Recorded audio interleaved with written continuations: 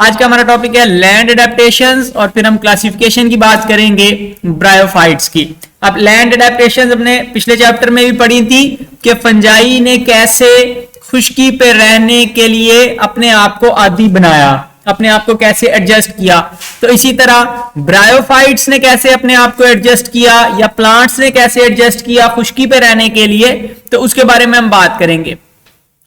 पहली बात तो ये कि इनकी बॉडी कॉम्पैक्ट मल्टी सेलुलर होती है। कॉम्पैक्ट मल्टी सेलुलर से मुराद क्या है?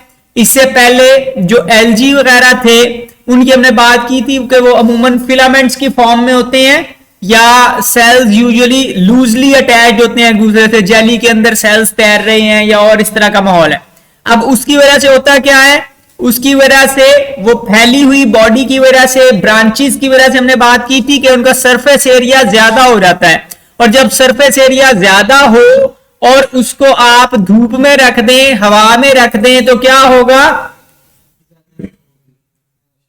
इवेपोरेशन ज्यादा होगी। फैला हुआ रखेंगे रुमाल को तो वो पानी जल्दी उड़ जाएगा, रुमाल जल्दी खुश्क हो जाएगा। अगर उसको लपेट के रखेंगे तो वो आसानी से खुश्क नहीं होगा। तो जब आपने कॉम्पैक्ट कर दिया, ओवरऑल सरफेस एरिया रिड्यूस कर दिया, कम कर दिया, तो फिर पानी उड़ता नहीं है। तो इनकी बॉडी में कोई बहुत ज्यादा एक्स्ट्रा स्पेसिस नहीं है, लंबे लंबे रेशे नहीं है, बल्कि एक कॉम्पैक्ट मैस बना हुआ है सेल्स का, जिसकी वजह से पानी आसानी से एवेपोरेट नहीं होता।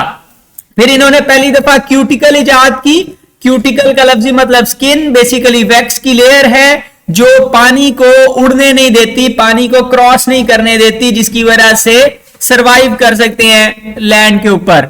फिर इनके पास इन्होंने स्पेशलाइज्ड चैम्बर बनाए फोटोसिंथेसिस के लिए। अब इससे पहले क्या होता था, एल्गी के अंदर वो पानी से कार्बन डाइऑक्साइड एब्जॉर्ब करते थे और मतलब हर सेल अपनी अपनी कार्बन डाइऑक्साइड एब्जॉर्ब कर लेगा क्योंकि पानी में इक्वली डिस्ट्रीब्यूटेड है, और फिर उस कार्बन डाइऑक्साइड से और पानी को मिलाकर फोटोसिंथेसिस कर लेगा। लेकिन इन्होंने क्या किया, इन्होंने बॉडी के अंदर चैम्बर्स बनाए हुए हैं, सुराख बनाए हुए हैं, खाने बनाए हुए हैं, और उन खानों के इर्द गिर्द के जो सेल्स हैं वो फिर हवा से कार्बन डाइऑक्साइड को एब्जॉर्ब करने की कोशिश करते हैं। अब डायरेक्टली हवा से एब्जॉर्ब नहीं होती, एक्चुअली वो क्या करते हैं कि उन्होंने अपने ऊपर पानी लगाया हुआ होता है, तो कार्बन डाइऑक्साइड पहले पानी में जाती है, फिर पानी से सेल के अंदर डिफ्यूज कर जाती है।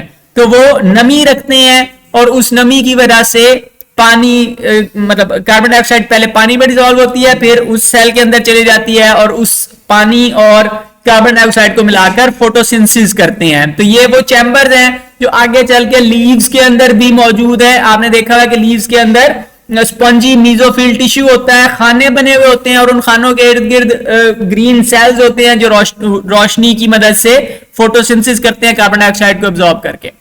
हेट्रोगेमी क्या होती है कि दो तरह के गमीट्स प्रोड्यूस करना। हेट्रो का मतलब मुख्तलिफ, गैमी गमीट्स। हेट्रोगेमी है कि एक मेल गमीट है जो स्विम कर सकता है, मूव कर सकता है, दूसरा फीमेल गमीट है जो साइज में बड़ा है, स्विम नहीं करता। दो तरह के गमीट्स प्रोड्यूस होते हैं, मेल गमीट स्विम कर सकते हैं, फीमेल गमीट्स मूव नहीं करते। फीमेल गमीट फीमेल की बॉडी के अंदर ही आर्चिगोनियम के अंदर संभाल के रखे हुए होते हैं, वो वहां पे ही प्रोटेक्टेड रहते हैं।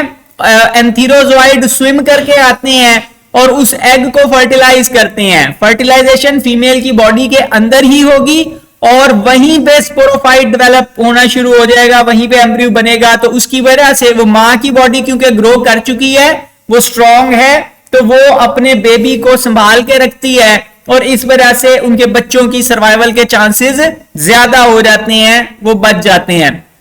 फिर दूसरी इंपॉर्टेंट चीज अल्टरनेशन ऑफ जनरेशन है। हमने बात की थी कि जीन्स आपस में मिक्स होती हैं, मियोसिस की वजह से शफलिंग होती है जीन्स की, और फिर गमीट्स के आपस में मिलने की वजह से फर्टिलाइजेशन के दौरान अलग अलग कॉम्बिनेशंस बनते हैं और उसकी वजह से कोई ना कोई ऑर्गेनिज्म ऐसा पैदा होता है जो हार्श एनवायरमेंट्स में सरवाइव करने के काबिल होता है। एनवायरमेंट खराब हो, पानी कम हो, धूप तेज पड़ रही हो, तो इस तरह की सूरत हाल को बर्दाश्त कर सकते हैं वेरिएबिलिटी की वजह से। फिर इन्होंने राइजोइड्स डेवलप की। राइजोइड्स, राइजा जड़ को कहते हैं, राइजोइड जड़ जैसे स्ट्रक्चर हैं, बेसिकली बारीक बारीक से रेशे हैं जो जमीन के अंदर गाड़ने में उनको हेल्प करते हैं, और फिर जमीन से पानी भी एब्जॉर्ब करने की शुरुआत हुई जो आगे चलकर प्रॉपर जड़ों में कन्वर्ट होंगे। ठीक है, तो राइजोइड्स इनके पास मौजूद है।